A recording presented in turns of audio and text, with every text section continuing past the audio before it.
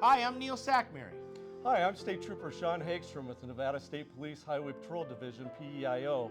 Please stay tuned for the next episode of Trooper Talk. And together, we can make a difference. Here we are live at the 360 Vegas studios with this edition of Trooper Talk. We have Trooper Hagstrom, we have Sergeant Clifton, and in the middle, we have a special guest who has done some extraordinary things. Please introduce yourself. My name is R. Byron Stringer. I'm a retired Metro police officer and the author and creator of the Toe Tag Monologues. And so we appreciate you coming on.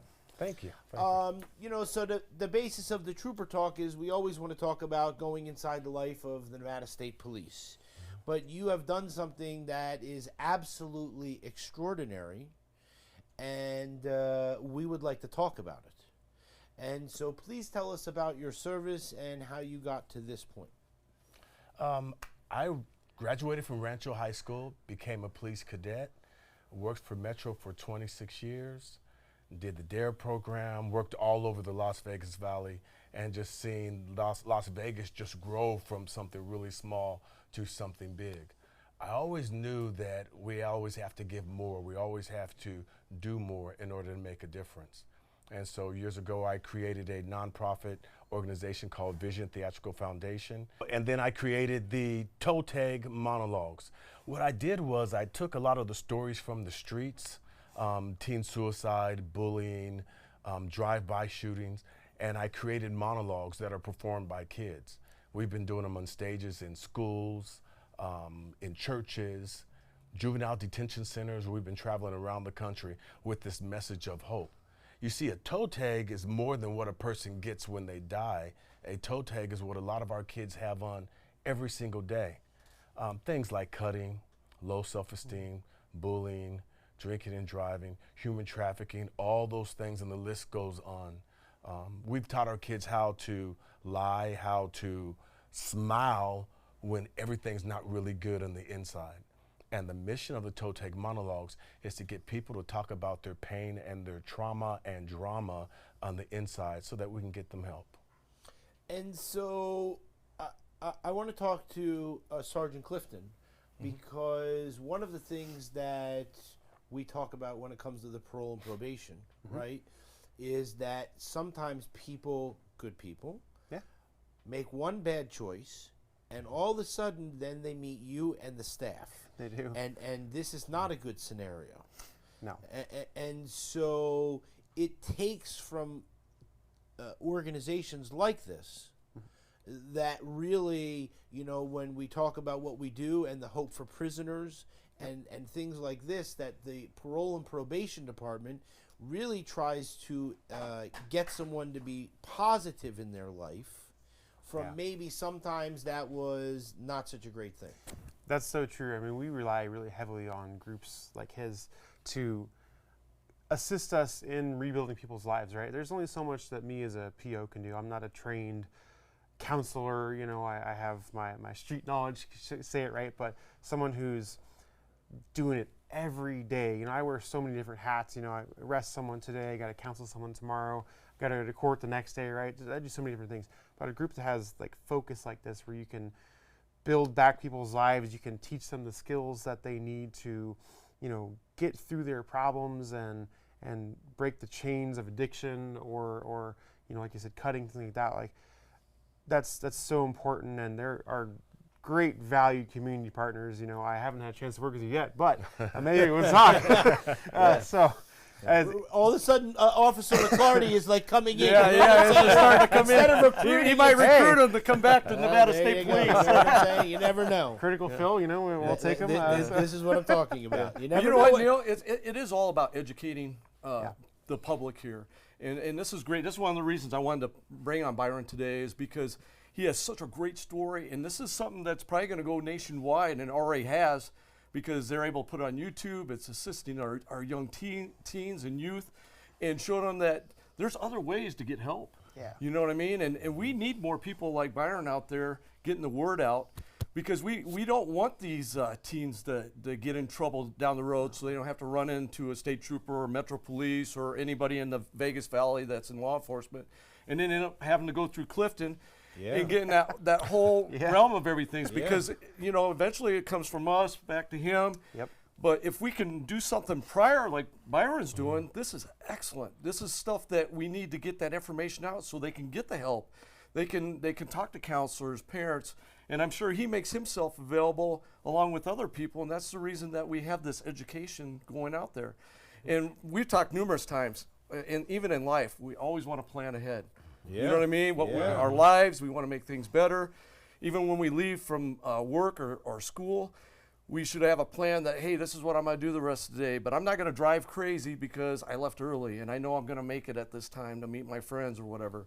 It just, little things can contribute to better things in the future. So, When someone gets arrested, but generally speaking, from the time they are put into handcuffs and then they are taken to the jail and then they have to sit in this room with all these people for 12 hours.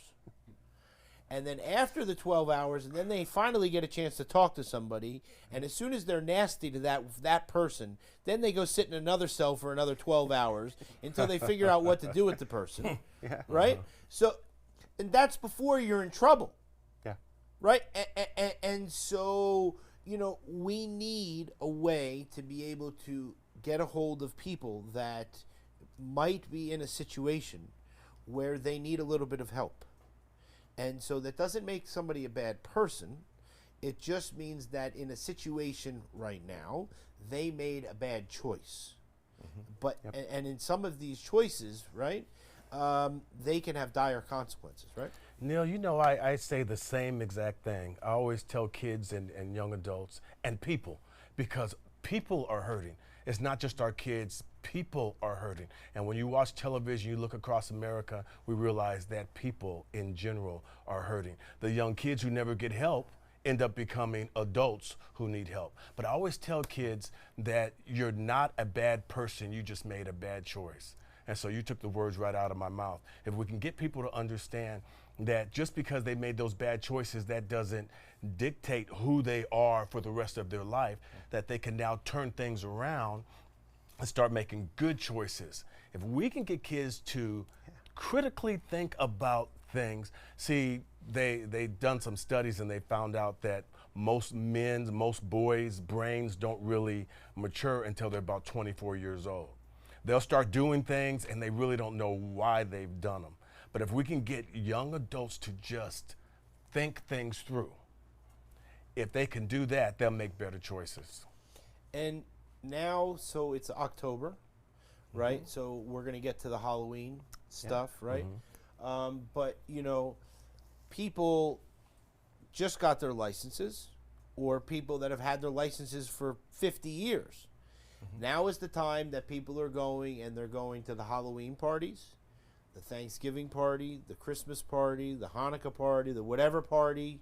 They make up a party, you know what I mean? Absolutely. And so it's also now getting darker earlier. So like now the car driving is over because it's too dangerous. You know what I mean? Oh, absolutely. Last night I drove home and somebody in a black outfit with a bike right across the middle of the road. And so you're not paying attention for 1 second, and that's the end of somebody's life, and so now we have to be even more vigilant about when we're driving on the freeways, and when we're driving impaired, or we're speeding. These are consequences that certainly end up, if you make the wrong choice, you could end up with Sergeant Clifton. And you know what, Neil? One of the things that we have going on too, just yesterday, I was going to a meeting. I had to leave early, and it's dark out at 6 in the morning. I'm going. I had to pull somebody. It was over 120 miles an hour on the 65 on the Beltway, and I said, I pretty much advised him where he could be going, because usually I'd be putting you in cuffs and you'd be going to jail, and you'd be getting a reckless driving ticket, which is $1,240, 8 points off your license. And people got to understand, you only have 12 points on your license. So you get whacked with that reckless driving. Not only is it the $1,240 fine, but your insurance and everything else is going up. And I told this guy, because I had to get to a meeting. We had a big meeting that I had to make. So I advised him, hey, this is your break today, because you're gonna, you got cited. But the thing is a big break today, because usually you would be going to jail and your car would be getting towed. And it'd be like a $3,000 day for you. And it doesn't stop there, because you got insurance and everything else. But Neil, you brought up a good thing. Things are getting darker now with, with the sun, and we got the holidays coming up. But we just got to be mindful to people that there's no reason to drive impaired anymore. And we've talked about poly drug usage, using prescription drugs and alcohol and marijuana is becoming a big issue. And there's no excuse to even be on the roads anymore, because you have all the ride shares. We have buses. You have friends. It could be designated drivers. We got the Uber, Lyfts, taxis, and everybody knows that it's available all throughout the Vegas Valley. There's no excuse to be driving impaired anymore, but we still have this going on all the time. And this is why we're always on this show trying to curb that. And another big thing is that we're having a lot of issues with a lot of our crashes around the valley. It's just distracted driving. Yeah. And I tell people, hey, give yourself 2 to 4 car lengths and distance, depending on the speed, you know what I mean? Yeah. And if you see car brake lights coming up, 7 or 8 to 10 cars away, start preparing to brake. It only takes a second for you to look over your radio or drop something. If you drop something, just leave it and get it later, because just making that one movement, that 1 second or 2 second, and if you're falling too close, guess what? You're in a major crash. And then you could possibly injure yourself, injure the parties in front of you, and you can possibly kill somebody. So this is we want to get the word out that, hey, it's not just impaired driving, but a lot of our crashes right now is due to just distracted driving. Few seconds can change somebody's life, right? Absolutely. Absolutely. Yeah. It all starts with decision making, and that's what he's trying to teach is ahead of time. Good ahead of time is good decision making, right? We all get distracted at times. It happens, right? The phone rings, you see the billboard, you're like, oh, what's that, right? And it can just change your life like that. Like this. Absolutely like that. And especially if you're driving impaired. So it changes. If you're driving impaired, or you're 0.09, just right over that limit, right? And you get into a crash and you hurt somebody, you're probably coming to see me. Yeah, because 0.05, we can get it on at 0.05 if you're involved in a crash. Because 0.05. Absolutely. Legal limit's 0.08. Yep. Yep. And that's again from the fact that there's also the marijuana. Yeah. Right? Well, and you know what? A lot of people, it affects people differently, Neil, because remember when we talked about people's sizes, somebody that's petite, or let's say somebody that just never drinks and they started drinking at a party and they're not used to drinking. And then you got people that drink all the time, you know what I mean? So, and they handle alcohol a little bit differently, but, and they think it's okay to drive. It's not. Because if you're feeling different or whatever, never get behind that wheel. That's the main thing. With the toe take monologues, I've taken a lot of stories from the streets. And there's one particular story. I was working graveyard one night. It was Boulder Highway and Russell. And it was probably about 1, 2 o'clock in the morning. I was getting a little tired. It's boring out here. Nobody was out there walking. Then all of a sudden, I get this call that a drunk driver had ran into a bus stop. And those are really, really, really common. I'm sure you guys see that stuff a lot. And so when we get there, we get the jaws of life, which is fire department. Everybody's trying to cut and saw the car open to pull the person out. By the time we get him out, we realize he only broke his legs. Then one of the paramedics screamed, somebody's under the car. We didn't know all that time that somebody was sitting at the bus stop and the car landed on a person. By the time we realized that the car was on top of somebody, we're doing everything that we can to pull that off. So I created a monologue that deals with a kid who wanted to fit in. He's drinking at school. He goes to a party. He's drinking, popping some pills. He didn't think that he was drunk. He just thought that he was buzzed. Wow, and he's going to the liquor store like he always does, and he didn't notice that there was a stop sign there. And the story goes on to tell how he ran into somebody, and then we reveal that somebody was under the bus all that time. Ooh. And that little girl starts telling her story. She says she was sitting there trying to work a double shift, And because, see, sometimes we don't understand, there's a backstory to all these people that we're hurting. Oh, absolutely. These are family members. That's somebody's brother, somebody's sister, that's somebody's cousin, somebody's son, somebody's mother or father. And so it's important for all of us to not get out there driving impaired, because if we do, we're going to take somebody's life, and the life that we take might be our own. Yeah, not only that, to add on to it, you know, when you talked about brothers and sisters there, those are people who are not going to be at Thanksgiving table Yeah, or right. Christmas. That's the and it point. doesn't only affect the family, but their friends and everybody else. And the person that actually causes it, it affects them too. Oh, You know yeah. what I mean? Oh, absolutely. It's a never ever ending story in their lives, because they're going to react that for the rest of their lives. You know, at the end of that monologue, he says, that day I broke more than just my legs. He says, I broke my soul. How long does it take to heal your soul? And you know, we talked before, Sergeant Clifton had to put somebody a parole violation or probation, whatever it was, for Thanksgiving, like right before Thanksgiving. And he said, oh, okay. And he said, I'm just letting you know that, by the way, because of what you did, you're probably not going to be out before Christmas. And he said, like, oh, it was the daughter's birthday and it was coming up, and he's like, well, you know, like, you pushed me to the limit, and unfortunately, I have to follow the law. And so we have to make some difficult decisions. What did you bring here? Show us some different things you that guys you brought. some merch. You always have to have merch. I gotta have it. You know what I'm saying? And Neil, life's about consequences. That's true. You know what I mean? You choose Oh, absolutely. it. Absolutely. Oh, absolutely. 100%. And I tell that to kids all the time. You make good choices, Yeah. you're going to have a better life. Bad choices, You'll have to work through it. You might there's get through it, but- consequences. Absolutely. So Absolutely. we have bags for you all. I have shirts for you Where can they get all. these things? And on the back, of course, we are Vegas Strong. Yeah, of course. You know, Love it. it's Love it. important. You know, Yeah. the thing is that we need to have things like that. We have the Stop DUI handcuffs right here. Yeah, Sandy Heverly with right, the and stop so- DUI here in Nevada. Yeah, It's absolutely. important. You know, tell us about them. So when the trooper puts them on to someone, explain that to us. Oh yeah, what they do annually, we'll have the top troopers will get an award from Stop DUI, and our last trooper, Sergeant Donaldson, got Trooper of the Year also, but he for other things other than that, but he had 228 DUI arrests. So when we have these DUI victims that get struck and they're killed, their families or whatever, we have the families go there to this DUI award ceremony. It's like an award ceremony. And what they do is they put the victims' names on the handcuffs. So when those big DUI troopers go out there and get all the DUIs off the roadway, it's kind of like announcing that they're not forgotten. These people that were taken from these families are not forgotten, because their names are etched in these handcuffs that are going on the next drunk driver, taking them down there. Yeah. Yeah. And so she was on here, and she gave us a pair.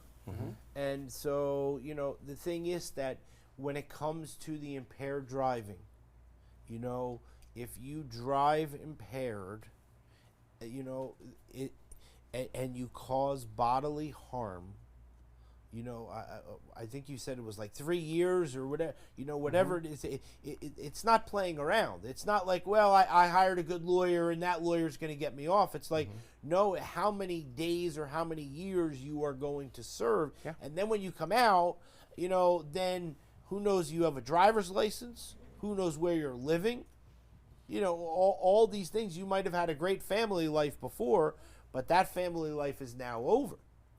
Right, Sergeant Clifton? Yeah, I mean, obviously depends on litigation and case, but I mean, we talked about the Raiders player Henry Ruggs, right? yeah. He killed Tina Tenter, right? He was facing just for the one. It was I think it's a 4 to 20, 4 years to 20 years in prison, right? That's just one person. If you killed 3 or 4, you might be in prison for life. Depending on your judge, depends what they do, right? And depends on your lawyer, right? But you're not walking out the next day. You're not walking out the next day. I mean, a lot of times on just a DUI, yeah, you might be there 12 hours, you can bail out, you see the judge in 72 hours, right? But if you're involved in a serious crash or where there's injury, you might get probation. You kill someone, you're probably going to prison, Just, based, Yeah, and, based on, and I want to bring up too, just for DUIs, Yeah. not to cut you off, Clifton, but just for DUIs alone, people got to understand. And I'm gonna bring this back up. Do you want your neighbors knowing about? You want your name in the paper? Yeah. How about your work? And not only that, a lot of times you got your license suspended or it's taken away. How are you going to get to and from work during that time before you even go to court? And then you got an SR22, which is insurance. Yeah. You got to maintain that higher insurance rate because you got popped for the DUI. Yeah. But then you got to hire an attorney. What's attorneys now? 10 to 15,000 Yeah. for DUI cases, and it just never ends. I mean, it's just a bunch. It compiles. So is a DUI really worth it when you can get like a $50 or $60 Uber, and if you live pretty close to where you're going, it might even cost you $20. Yeah. That's so much worth it. And you can go and drink as much and party. And we've always said it here in Nevada State Police. We want people to go out and have Right, fun. that's We right. live in the entertainment Absolutely. capital of the Yeah. world Of in the world, Vegas. yeah, We absolutely. want you to have fun. You can go out and drink and have fun with your friends and everything. Just don't get behind the wheel.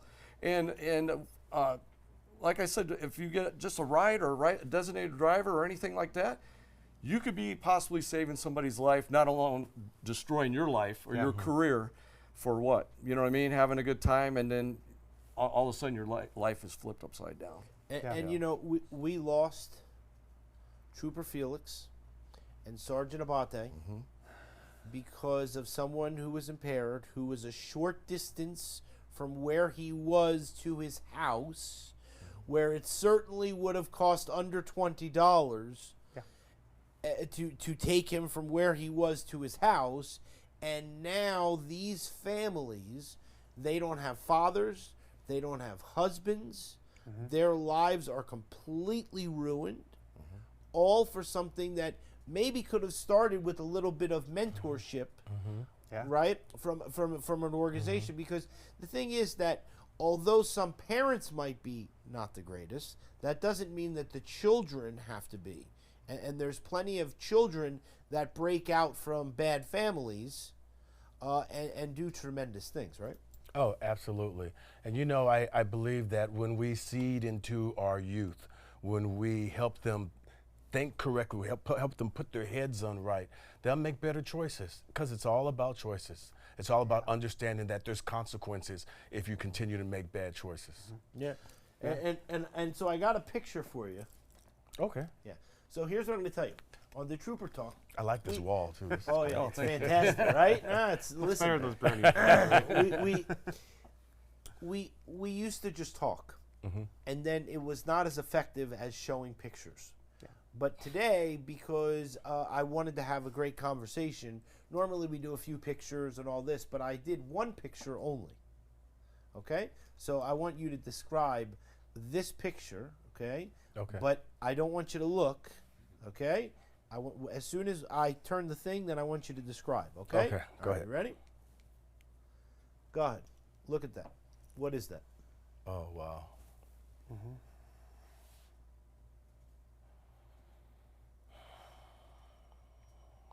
I was driving eastbound on Lake Mead, and it was about 4 o'clock, and traffic was, you know how traffic is at that time. I was fighting to get over because I'm trying to change lanes, and I saw this guy sitting on it wasn't in a place where it looked dangerous. He was just looking out to traffic, and I just drove by, and something in my gut said, something's not right.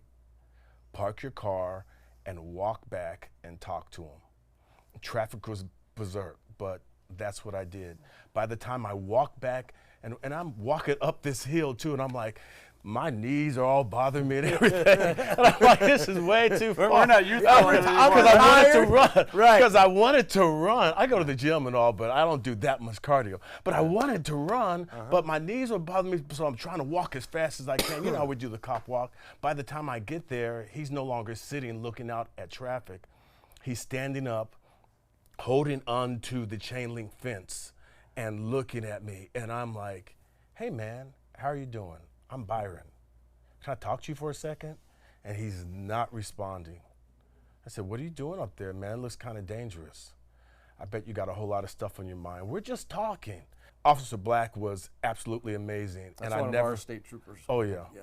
Highway patrol officer. He is an incredible person because when he showed up, even though I never met him not a day in my life, we worked together like we've been best buds, like we grew up in elementary school together, like we understood the techniques that we were using. It's not what happened that day is not something that you can learn in the academy.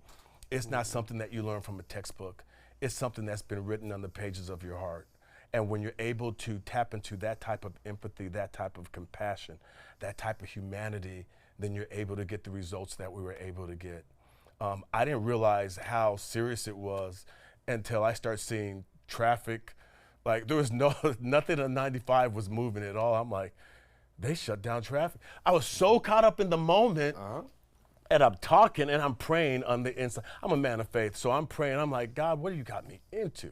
It's like, if this guy jumps, what am I gonna do? And God says, get out of your head, stay in the moment. And I'm just talking to him and saying like, dude, you got so much to live for. Today is not the day to die. Today is the day to live. And you need to say, I wanna live. Say it, I wanna live. He said, I want to live. And he starts just screaming. Sometimes we have so much pain and anger and hurt inside of us that all we can do is scream. Sometimes all some people can do is cry. Some people, because we've taught them how to lie with a smile and a hello, they hide all that pain on the inside and their face looks like everything is fine. But we need to start teaching people that it's okay not to be okay. So we start talking to him about all his issues. He had a lot of pain. He mostly felt like he let his family down, like he let himself down. And we just had to try to communicate to him like, look, do not give up. While he was holding on, I don't know if you could see it, Officer Chris Black was holding his hand during that whole time. He wanted to put his other hand through so I can hold his hand. And I'm like, no, I want you to keep holding onto the fence with this hand and don't let go. I need you to be strong. You got to hold on to this fence. Don't let go. What you can't see on there is like there's a little ledge, but it's just inches. It's just inches that he was trying to hold on. And then at this point, he's like, I can just drop down because he wanted to let a car run over him. He wanted to just let go because he figured if he let go, everything else would be better. But everything is not going to be better if you let go. Everything is not going to just automatically fix itself. And then I saw a fire truck coming because during this whole time, Officer Black is on the mic whispering all the directions and everything, and this incredible team that's all around us is pulling. Officers are everywhere, and it was incredible. As I saw the fire truck coming, I made sure I told this guy who's hanging on the freeway here that we're all on his team, that we're not fighting against him. We don't need him to fight against him. We're all on his team. We need him to work with us. And as the ladder came up with one of the little boxes, that cherry picker box, the bucket, he was able to just step right back to safety. And I want to say something to anybody who's watching this right now who feels like they want to let go, who feels like it's overwhelming, like you just can't hold on anymore.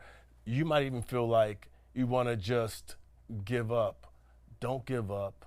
Choose to live. There's a whole lot of living to do. And even though you feel like nobody cares and nobody's listening, people do care and people will listen. You got to take the first step and talk about it. Find somebody to talk to. And if that person doesn't listen, keep talking until somebody listens. And it's important. Oh, it's absolutely important. And the stuff that I was telling him on that bridge is the same stuff that I tell kids when we're teaching the toe tag monologues. All the same stuff. It's don't give up, live. There's always somebody in your corner. There's always somebody willing, whether it's a family member or they want to come and talk to us. Oh, yeah. We always have, even counselors or anybody, there's people out there that I would say the majority of people really care. I mean, they really do. If you needed to talk to somebody, there's always going to be somebody there to listen to you, take care, get the help that you need. And fortunately, this turned out great. I mean, Two great guys. That's one of the reasons I wanted Byron on here too. And Right. our Trooper Black did an excellent job from what I heard from him. Oh, and Trooper Black it's was amazing, Trooper Black so, is a yeah. hero. And I remember when it was all over, I looked at him and I said, I gave him a hug because that was a lot. Because like, Overwhelming. I mean, I've been through a lot through Metro, but this particular scenario like this, never before in my life. And I just felt like now I have a bond with Chris Black. And he's my brother because we're on that bridge. We were brothers working together as friends to save a friend's life. He saved a life. Yeah. Absolutely. And so the thing is that Sergeant Clifton, you know, sometimes people feel in your area of work that they have nowhere to go. Yeah. And you help them find a job. You help them find a place to live. You know, all these things because the parole and probation department is there to ensure that someone might be here today, but that you don't want them to be with you forever unless it's court appointed. Yeah. You know what I mean? Like your goal is to get them off early or whatever can be done so that they can fulfill the rest of their life without any of these type of hindrances, right? I'm gonna channel my inner Trooper McLarty or Officer McLarty. Right, there you McLarty, go. so We don't have you him make here. a great PO. Right. I was already in PO. Wait, we'll take critical fills. Or critical fill. Couple You know what years I'm of saying? PERS. Thank you. All you need to do is just sign away. You know what I'm saying? But that's come work with me. That's in the office. exactly the Oh, yeah. attitude that we should have, though, right? Like it's our job. I've said before to be change agents, right? To get into people's lives, and yeah, we have the criminal aspect of things too, right? Like I wear a badge and a gun and every day, right? But at the totality of it all is that our job is to change people's lives, right? It's not always this dire, of course. You know, this is a dire situation, but I mean, people they're down in the dumps. They're living at Catholic Charities or they're living at the homeless shelter, right? They have nowhere to go. They have no job, no money. They're hooked on drugs, right? It's our job to build that life back to be the change, and it's so important. We need people like Byron here to apply. You know, our job is not all cop, Right. and we do a great job of training people to be cops. Sometimes we are lacking in this department, and that's why we need guys like him who have that passion, that fuel for change. Come apply. You know, what I a mean? lot of people probably don't realize, but I mean, I've He's worked not going to with. let you live that down. But But I've worked with some really incredible police officers. From the outside looking in, you're thinking, okay, we're just arresting people, taking people to jail. No, I've met some officers who are full of so much compassion. One officer, Steve Custer, did probably like 36, 37 years. We were riding together as sergeants one day, and this homeless gentleman was walking by, and Officer Custer, big old guy, he said, "Hey, come over here." The guy was a little timid, and then he says, "When was the last time you ate?" And he said, "Yesterday." And Officer Custer reached in his pocket, took out a wad of money, and handed it to him. I've seen officers go buy turkeys out their own pocket, buy turkeys and then distribute them, even though there's other programs. I've seen officers go get people clothes and help people get shelter and all kinds of things. There are some incredible people who wear the badge. There's some incredible people who have been doing the work for years. We just haven't, there just happened to be a camera to capture this moment, but I've been doing work for years. These gentlemen have been doing work for years. There's officers out there who have been doing work for years, and that's why we need to celebrate them. Tell them thank you. If you see a cop, say thank you, because they're doing more than just taking people to jail. They're saving people's lives. Yeah, and there's a lot of people, like you just said. I work with an officer just north of Vegas, you know, because I had the whole area up to Mesquite. And he was a former trooper, but worked for Moapa Tribal. He's a canine guy. And he, out of his pocket, there was a homeless vet in the area, bought him a car, and got him in to so he could get back home. Gave him enough money and bought him an actual car to get him back home where he needed to go. Unbelievable. I mean, there's people out there, but people don't hear these stories. No, they it's don't. always the media, like whatever sells the news or whatever the you know, the crime or bad stuff that's going on. There's so much good out there that people never get to see. And this is like one of the great things. He's already retired, but his mission's not done. God said he's not done with him yet. He says there's more for you to do out there, and this is where he's taken off. And this toe tag monologue is like I said, I guarantee this will be going nationwide, and this will be assisting teen youth.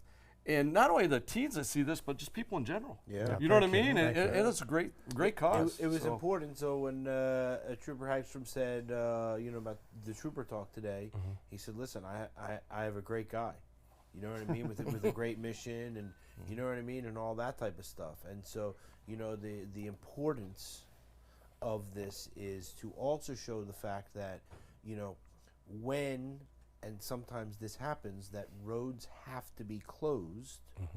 You know what I mean? That it's not that the troopers just go, oh, we're just going to close, 95 because we have nothing better to do. You know what during I mean? rush hour. And forget about your meeting that you Right, had to get to. that they're Absolutely. right, that they're there because they care. You know what I mean? And so, one life to lose is too many. And so, so it takes fantastic gentlemen like yourself, No, thank you you. know what I mean, to stop and, you know what I mean, do all that stuff. And, when it comes to the troopers, and any law enforcement officer, the job is not easy. Trooper Hagstrom was retired. You know what I mean? He could be sitting on the beach and, relaxing and stuff like that, but, it was important. You know what I mean? And so, and Sergeant Clifton has people that work underneath him. Yeah. That do his job, and so he could be just sitting there, doing, his office stuff. But instead, it's very important. Sergeant Clifton always comes here, brings his wife and the family when they when they have the baby and all that. You know what I mean? That's because you have snacks and cookies. Right. I agree. But it's and so it's important, and so the Nevada State Police is definitively, whether you'd like to join or not, I leave that up to Sergeant Clifton to He's in. I got right. it. But I will tell you that the Nevada State Police is always looking, and so it is very important. The fire marshal and all these different things the Nevada State Police has underneath its umbrella, and so they're always looking for people that are interested, that did retire. And that, just like Trooper Hagstrom, that decided they wanted to come back and fulfill more things of what they did previously, right? And you took the words out of my mouth towards the end here, Neil, because I wanted to get that out there. We're always looking for critical fills. If you're an officer throughout the state or across the nation looking to be one of the Nevada's finest, a state trooper, you can go to nevadastatepolice.com. But we're also hiring parole and probation. Yeah. And if you want to be a part of law enforcement, but you just don't want to do the law enforcement, we have civilian jobs too. And right now we're hiring dispatchers. So and I've talked before on this about people that might want to come be a trooper or a dispatcher. We're going to have you do a ride along and see if that's something that you want to do, because you don't want to apply for a job and then get into it and this is not what I expected. So if you're looking at being a dispatcher, we'll try to get you in and sit with a dispatcher for the day and see if it's something that you would like to do. And then if you want to pursue it, we'll be there to help you along to get hired. But go to nevadastatepolice.com, and there's plenty of jobs under, like you said, under our big umbrella. We have different divisions. And the two largest is the Nevada Highway Patrol and Parole and Probation right now. Yeah. So I want to jump into one No, more. you're good. One more position you don't necessarily know about because you don't work for me. Is it like space? There you Is it like the go. government, like There we space go. force or something? So we were actually Yeah. kind of talking about it yesterday, but Okay. I supervise 2 civilians in my unit, and they are specialist 3s, and they manage caseloads for offenders. They're not officers, they're not sworn, they didn't go to an academy, but they are the case managers. They do the same exact job as a probation officer, minus the going to the homes, basically.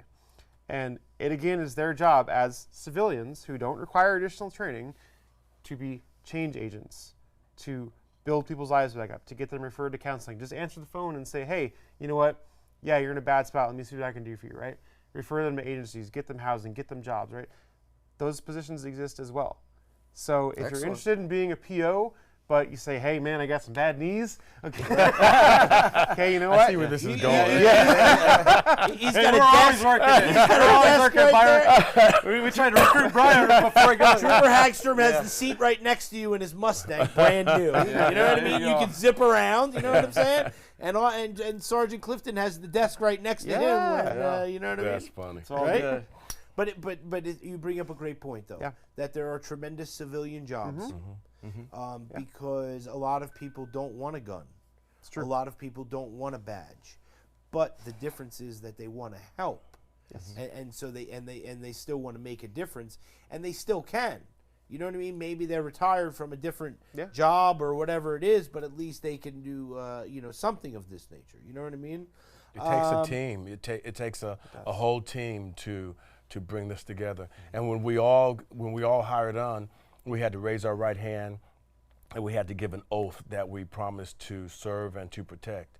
And then when we retire, we don't erase that oath. Yes. That oath is as much as part of me as the blood running through my veins. And For life, we're all brothers. Yeah, for life. Yeah, absolutely. And so we have to keep making a difference. And all those positions you're talking about, those are all team players. Those are all people that are important to make the vision happen. And the vision is to make this world a better place, to make this city one of the best cities in Nevada, to change people's lives. Yeah, 100%. I want to end with the fact of bring up your shirt again.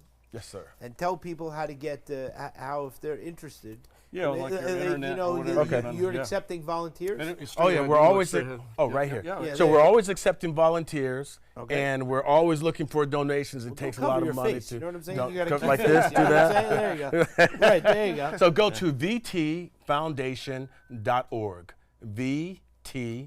vtfoundation.org. And there's phone numbers there, and you could email us and see all of our social media links. And show them the front. Oh, yeah. Here you go. Turn this thing around. There you go.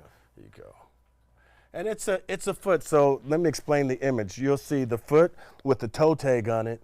And remember again, the goal is to help people identify their issues, their toe tags, their trauma, drama, and show them how to remove their toe tags and how to choose to live. That's what it's about. That's what it's about. It's about Absolutely. and True Praxer, I mean, fantastic. You Thank know what you. I'm saying? That These that are he the kind comes of people I want to bring onto Right. our show to Yeah. help our community, because not only that we do this job to make it a safer community, and we care about people, but I want to express the people that are out there actually doing it and starting this. So and he's starting with like teen youth, and this can go into adults and everything, because this is a message for everybody. And it affects everybody, because everybody, there's always some type of drama or something. And like you said, a lot of people might be smiling and everything, but they're not good inside. You know what I mean? There's a lot of issues. We got so much going on in the world and social media, and it really kind of messes people up. But people need to understand that there's always somebody there to listen to you, somebody that cares. I mean, you can't give up on yourself.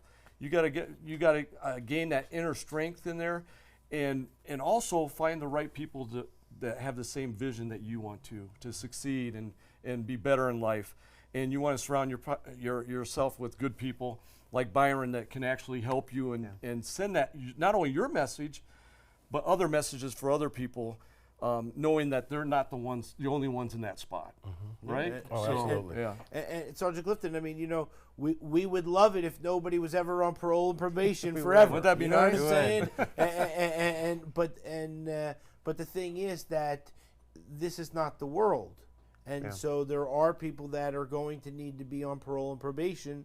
And so it's important that we try to do everything we can from the youth, because, it really could make a difference later on in life that someone says, I don't want to make that choice because of something that I saw earlier in life, right? Yeah, it's so important just to learn the life skills to remove your toe tags, right? And it's so important too to realize that, like, you see these pictures up here, right? Where it's in uniform, holding the hats, it's our cars, the lights on, right? We're more than just cops. We're human beings too. Yeah. And we actually do care.